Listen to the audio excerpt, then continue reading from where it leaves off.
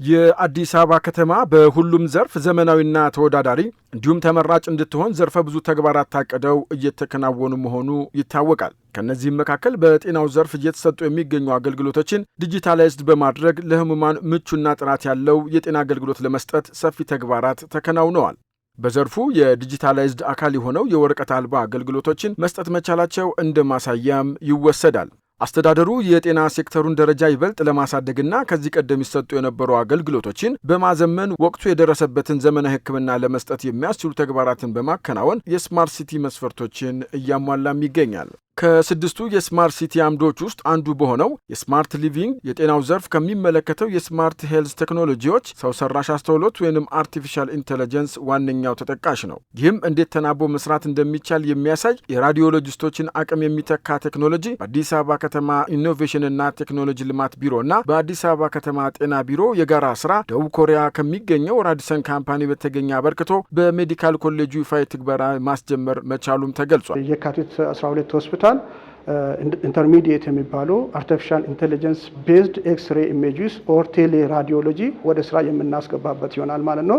እዚህ ላይ በስፋት የቴክኖሎጂ ሰዎች ዶሜን ኤክስፐርቲስ ተሳትፎ አርቲፊሻል ኢንቴሊጀንስ ሞዴሉን በደንብ በማስተካከል በማሻሻል እዚህ አካባቢ ላይ የሚረዱን ሌሎችንም ኤክስሬዎች ይህንን ሞዴል መጠቀም የምንችልበት ላይ ስራዎችን ሰርተን እዚህ አካባቢ ላይ ያሉትን ዲያግኖሲስ የሰው ኃይል እጥረትና በጥራት ስራዎችን ለመስራት እንዲመቸን እንሰራለን። በስፋት ቴክኖሎጂን በመጠቀም አገልግሎት እንደሚሰጥ የሚታወቀው የጤናው ዘርፍ ያለበትን አገልግሎት ደረጃ ከፍ በማድረግ የአርቲፊሻል ኢንቴሊጀንስ ሞዴልን በመጠቀም ልዩ ልዩ የሕክምና ሂደቶችን የተሻለ የሚያደርግ የቴሌ ራዲዮሎጂ በተቋሙ አገልግሎት መስጠት ጀምሯል። ይህም ጽኑ ህሙማንን እንግልት በማስቀረት የበለጠ መርዳት የሚያስችል የባለሙያዎችንም ስራ የሚያቀል ጥራት ያላቸው ሪፖርቶችን ለሚመለከተው አካል ማድረስ የሚያስችል እንደሆነም ተገልጿል። ከድንገተኛ ክፍል መውጣት የማይችሉ ታካሚዎች ባሉበት ቦታ የዲጂታል ኤክስሬ ሰርቪስ ያገኛሉ። ይህም ብቻ ሳይሆን ኤክስሬውም ኤአይ ፓወርድ ስለሆነ እዛው ኢንተርፕሪቴሽንም አብሮ ይኖራል ማለት ነው። ይሄ ደግሞ የምንሰጠውን ህክምና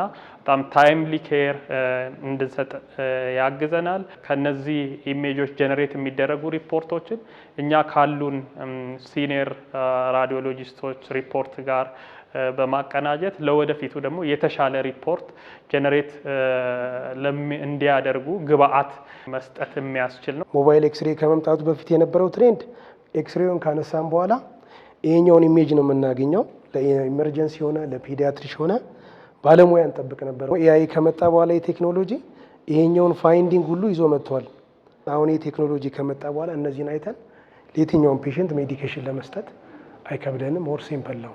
ይህ የሕክምናን አገልግሎት ውጤታማ የሚያደርገው የስማርት ሄልዝ ክንውን ዘርፉ የሚፈልገውን በቂ የሆነ የቴክኖሎጂ ትግበራ እንዲኖር የሚያስችል አቅም መገንባት የሚጠይቅ ነው። በመሆኑም አጋር አካላቱ በጥምረት የሚሰሯቸው አይነተ ብዙ ስራዎች እንደሚኖሩም ስራውን በማስጀመሩ ሂደት መርሃ ግብር ላይ ተጠቅሷል። ይሄ የመጀመሪያ ፕሮጀክታችን ነው።